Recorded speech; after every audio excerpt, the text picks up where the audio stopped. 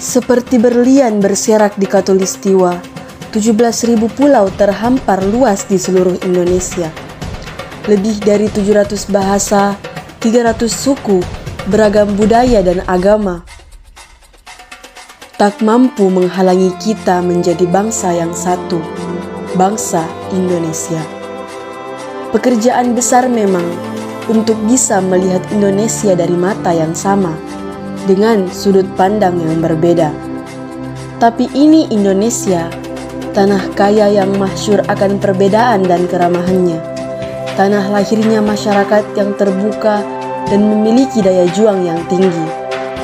Cukuplah Indonesia diikat dan dirajut oleh Pancasila, yang di bawah naungannya hidup kita damai dan tentram selama berpuluh tahun.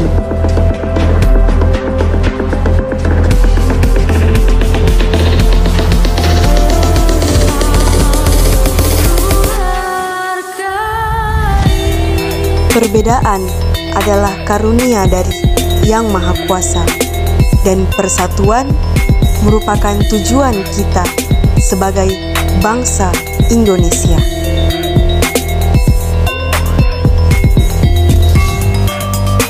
Keberagaman budaya dan bahasa bukan alasan bagi kita untuk saling mencaci, tapi keberagaman adalah alasan untuk saling menghargai, toleransi, dan menghargai perbedaan yang ada di Indonesia. Mari beri Pancasila ruh yang hidup dalam Bhinneka Tunggal Ika. Walaupun berbeda, kita tetap satu, tetap Indonesia. Aku Indonesia, kamu Indonesia, kita Indonesia, satu Indonesia. Bhinneka Tunggal Ika sebagai semboyan bangsa Indonesia memberikan makna berbeda-beda tetapi tetap satu, yang dimana makna yang demikian sesungguhnya mengarahkan pada pemahaman bahwa bangsa Indonesia merupakan bangsa yang beraneka ragam seperti agama, suku, dan budayanya. Berdasar pada perbedaan inilah maka muncul semangat untuk mampu hidup berdampingan dan menjunjung toleransi yang menjadi amalan sila ketiga Pancasila, yaitu Persatuan Indonesia. Oleh sebab itu, di video kali ini kami kelompok 3 akan mengangkat materi yang menyangkut dengan nilai-nilai persatuan yang ada pada sila ketiga. Langsung saja kita masuk ke dalam materinya. Indonesia merupakan negara kepulauan yang memiliki keragaman suku bangsa, budaya, dan bahasa. Keragaman ini mengakibatkan masyarakat di berbagai pelosok negeri berkomunikasi dengan bahasa ibu yang berbeda-beda. Lantas, ada berapa bahasa di Indonesia sebenarnya? Dikutip dari laman resmi Peta Bahasa Kementerian Pendidikan dan Kebudayaan Republik Indonesia atau Peta Bahasa Kemendikbud, Indonesia memiliki 718 bahasa daerah. Jumlah bahasa daerah di Indonesia mengalami peningkatan dari tahun ke tahun. Pada tahun 2017, data dari Peta Bahasa Kemendikbud menyebutkan bahwa bahasa daerah di Indonesia berjumlah 658. Beberapa lembaga internasional pun telah ikut memetakan bahasa di Indonesia, diantaranya Summer Institute of Linguistics atau SIL International dengan proyek etnologi, United National Educational, Scientific and Cultural Organization atau UNESCO dengan program Atlas of the World Language in Danger. Namun, karena perbedaan metodologi, jumlah bahasa hasil pemetaan lembaga-lembaga itu pun berbeda-beda. SIL menyebutkan jumlah bahasa di Indonesia sebanyak 719 bahasa daerah dan 707 diantaranya masih aktif dituturkan. Sementara itu, UNESCO baru mencatatkan 143 bahasa daerah di Indonesia berdasarkan status vitalitas atau daya hidup bahasa. Dalam keberagaman bahasa yang dimiliki, Indonesia mempunyai satu bahasa pemersatu bagi Nusantara, yaitu bahasa Indonesia. Bahasa Indonesia bukan hanya menjadi bahasa nasional, bahasa Indonesia memiliki pengaruh yang lebih luas, yakni sebagai alat pemersatu dan ketahanan bangsa. Sebab, selain sebagai alat komunikasi, bahasa memiliki kekuatan dan kekuatan yang menjadi identitas suatu bangsa. Keragaman budaya adalah salah satu keunikan yang terdapat di muka bumi. bumi ini dengan beragam suku bangsa yang ada di seluruh dunia. Kita sebagai warga negara Indonesia tak dapat memungkiri bahwa keberadaan negara Indonesia sendiri menghasilkan keberagaman yang tidak terkira, mulai dari keragaman ras, suku bangsa, hingga bahasa. Dari berbagai keragaman itulah melahirkan bentuk keragaman budaya Indonesia seperti rumah adat, upacara adat, pakaian adat tradisional, bahkan beragam makanan khas. Keragaman budaya Indonesia datang dari berbagai kebudayaan lokal yang terus tumbuh dan berkembang di masyarakatnya. Munculnya keragaman budaya tersebut akibat dari pengaruh yang tampak dan merekah di masyarakat, sehingga menciptakan kebudayaan itu sendiri. Seiring berjalannya waktu dari zaman ke zaman, perkembangan kebudayaan mempunyai peran dan fungsi untuk meningkatkan semangat nasionalis. Hal itu karena budaya lokal memuat nilai-nilai sosial yang perlu diterapkan oleh tiap masyarakat Indonesia itu sendiri. Indonesia dengan semua bangsa yang memiliki banyak suku, ras, agama, budaya, dan istiadat. Di sisi lain, masyarakat Indonesia dikenal sebagai masyarakat multikultural, dengan anggotanya membentuk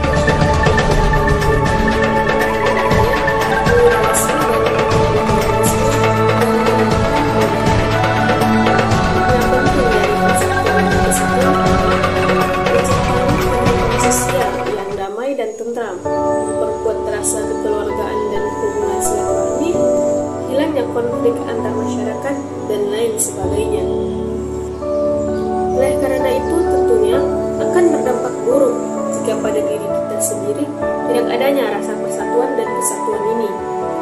Persatuan dan kesatuan juga terlihat pada semboyan kita, yaitu Bhinneka Tunggal Ika, yang berarti beraneka tetapi tetap satu, atau walau berbeda-beda tetapi tetap satu jua. Saya akan menjelaskan makna lambang sila ketiga. Yang pertama, pohon beringin yang besar. Pada umumnya, pohon beringin tumbuh dengan sangat besar dibandingkan dengan pohon-pohon lainnya. Pohon beringin yang besar ini memberikan keindahan dan keistimewaan bagi mereka yang melihatnya. Dengan kata lain, pohon beringin yang besar memiliki makna bahwa bangsa dan negara Indonesia adalah bangsa yang besar, bangsa yang memiliki keberagaman budaya yang sangat indah dan istimewa untuk dipertontonkan. Selain itu, pohon beringin yang besar sangat berguna sebagai tempat untuk berteduh. Ketika berteduh, tubuh kita akan merasa nyaman dan sejuk, sehingga kita ingin kembali lagi untuk berteduh di bawah pohon beringin. Sama halnya dengan bangsa Indonesia yang sedang berada di luar negeri, pasti akan merindukan kampung halaman di Indonesia yang memiliki keterangan dan kenyamanan. Yang kedua, akar tunggang pohon beringin. Akar adalah bagian dari tumbuhan yang salah satu fungsinya adalah sebagai penopang tumbuhan. Semakin besar pohon tumbuh, maka kondisi akar akan semakin kuat. Begitupun dengan pohon beringin yang memiliki akar yang kuat dan kokoh, karena harus menopang pohon beringin yang besar. Akar tunggang yang kuat ini akan membuat pohon beringin tumbuh lebih lama. Maka dari itu, akar yang ada pada lambang pohon beringin ini yang besar bermakna bahwa bangsa Indonesia harus saling berusaha untuk menjaga persatuan dan kesatuan, supaya negara Indonesia dapat tumbuh menjadi lebih besar dan mampu bersaing dengan negara-negara lainnya. Selain itu, dengan persatuan dan kesatuan, maka keutuhan negara Indonesia bisa terjaga dengan baik. Yang ketiga, akar menjalar pohon beringin. Selain memiliki akar tunggang, pohon beringin juga memiliki akar menjalar. Uniknya, akar menjalar yang ada pada pohon beringin bisa menjalar ke berbagai arah. Akar yang menjalar ini sangat membantu dalam proses pertumbuhan yang dialami oleh pohon beringin. Hal ini tidak bisa dilepas dari fungsi akar menjalar, yaitu menyerap air dan udara. Semakin banyak air dan udara yang terserap ke dalam pohon beringin, maka pohon beringin akan tumbuh menjadi lebih besar. Oleh sebab itu, akar menjalar pada lambang sila ketiga ini bermakna sebagai keberagaman Indonesia yang bisa memperkuat dan mempersatukan bangsa Indonesia. Dengan kata lain, untuk menjaga persatuan dan kesatuan bangsa Indonesia, maka kita harus saling menjaga dan memelihara keberagaman Indonesia. Dan yang keempat, warna dasar putih. Pada sila ketiga terdapat warna dasar putih yang semakin memperjelas indahnya lambang pohon beringin. Dengan kata lain, warna putih pada lambang ini tidak saling beradu dengan warna-warna lainnya. Warna dasar putih pada lambang sila ketiga ini melambangkan kesucian, kejujuran, dan kemurnian. Ketiga hal tersebut sangat erat kaitannya dengan harapan bangsa Indonesia. Adapun nilai-nilai Pancasila yang terkandung dalam sila ketiga yaitu yang pertama, menghormati perbedaan. Perbedaan yang dimaksud tidak hanya berbeda suku, agama, ras, atau etnis, namun juga termasuk perbedaan dalam berpendapat, perbedaan pilihan, dan atau perbedaan persepsi. Setiap perbedaan yang muncul harus dimaknai bahwa perbedaan itu untuk memperkaya pengetahuan dan menambah warna dalam berkehidupan, sehingga dapat hidup dengan selaras tanpa perselisihan. Yang kedua, kebersamaan. Persatuan Indonesia artinya merangkul semua tanpa pengecualian. Kebersamaan menjadi penting untuk mengurangi beban yang dirasakan oleh pribadi. Dalam hal sederhana, pekerjaan yang dilakukan bersama akan terasa lebih ringan. Semangat yang diusung pada Persatuan Indonesia adalah semangat kebersamaan untuk kemajuan bersama. Yang ketiga, persatuan bangsa. Persatuan bangsa didasari oleh semangat bersatu untuk menjadi lebih kuat. Jika bangsa tidak bersatu, maka dipastikan kemerdekaan tidak akan didapatkan. Persatuan bangsa didasari oleh semangat yang sama untuk menjadi negara Indonesia yang merdeka, berdaulat, adil, dan makmur. Yang keempat yaitu kepentingan pribadi dan golongan. Persatuan Indonesia menjunjung kepentingan bersama atau kepentingan negara.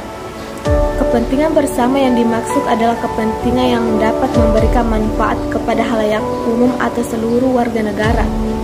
Sedangkan kepentingan pribadi adalah kepentingan yang hanya mementingkan kepentingannya sendiri atau menguntungkan dirinya sendiri.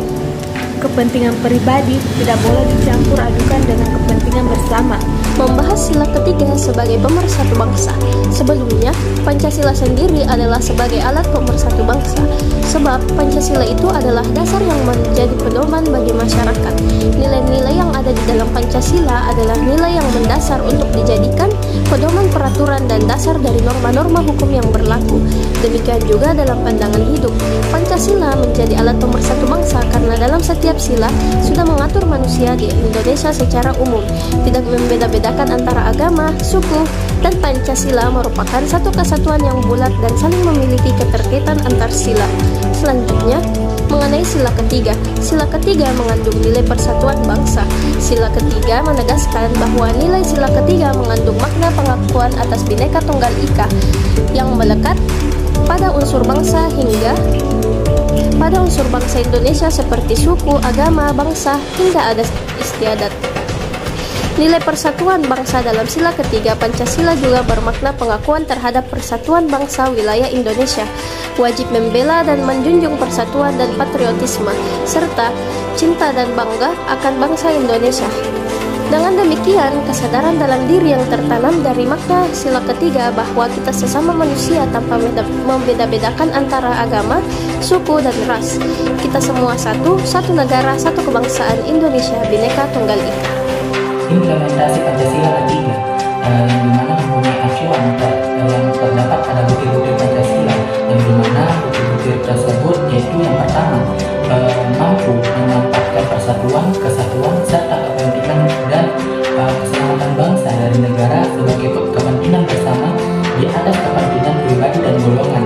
Kedua, sanggup dan rela berkorban untuk kepentingan negara dan bangsa apabila diperlukan.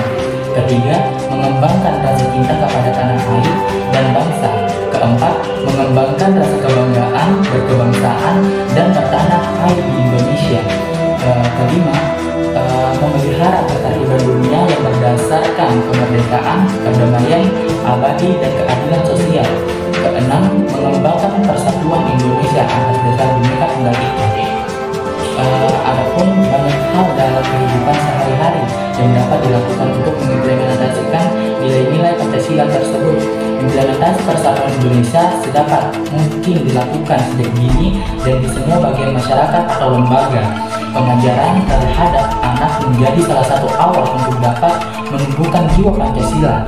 Hal yang dapat dilakukan dengan bagi orang tua untuk anaknya, yaitu seperti pertama, membiasakan diskusi untuk memutuskan sesuatu dan menghargai jika ada perbedaan pendapat. Kedua, melakukan pekerjaan rumah bersama. Ketiga, tidak membeda-bedakan perlakuan termasuk kepada teman. Dan yang terakhir yaitu tidak mudah berselisih atau bertengkar dan sebanyak lagu atau bukan lainnya. Tindakan yang mendukung implementasi sila ketiga yaitu Persatuan Indonesia.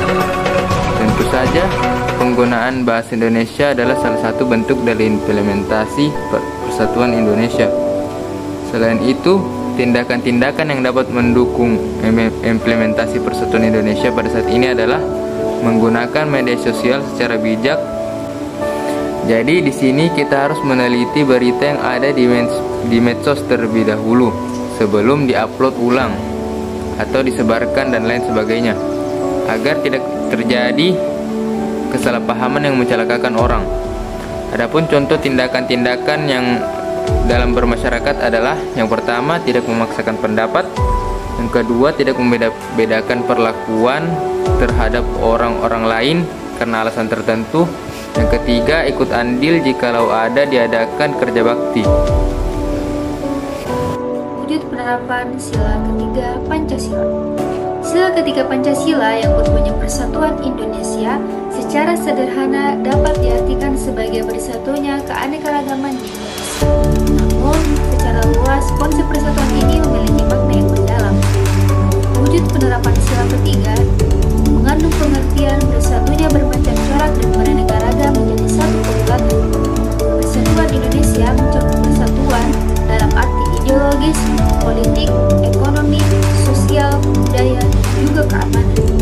Lebih lanjut, persatuan Indonesia merupakan persatuan bangsa yang didorong untuk mencapai kehidupan kebangsaan yang bebas dalam wadah negara kesatuan yang berbeda, yang merdeka dan juga berdaulat.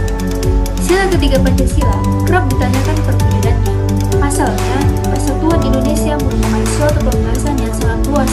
Apakah hanya cukup dengan bersatu atau lebih jauh lagi?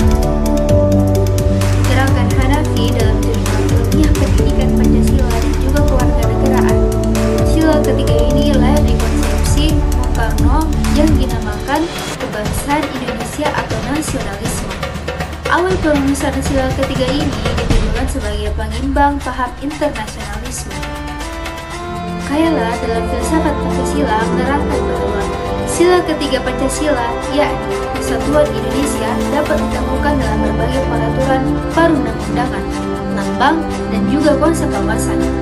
Adapun wujud penerapannya yang dimaksud adalah yang pertama, pembukaan Undang-Undang Dasar 1945 alinea 2 yang menerangkan bahwa negara Indonesia yang bersatu adalah hasil perjuangan gerakan kemerdekaan Indonesia yang telah sampai kepada saat yang berbahagia dan selamat sentosa mengantarkan rakyat Indonesia ke depan pintu gerbang kemerdekaan Indonesia serta terlaksananya cita-cita kemerdekaan. Lalu yang kedua adalah pokok pikiran pertama yang menerangkan bahwa negara melindungi segenap bangsa dan seluruh tumpah darah Indonesia. Yang ketiga, pasal 1 Undang-Undang Dasar 1945 yang menerangkan bahwa negara Indonesia adalah negara kesatuan yang berbentuk republik. Lalu yang keempat adalah pembukaan Undang-Undang Dasar 1945 alinea 4 yang menerangkan bahwa negara melindungi segenap bangsa dan seluruh tumpah darah Indonesia dengan berdasarkan asas persatuan Indonesia.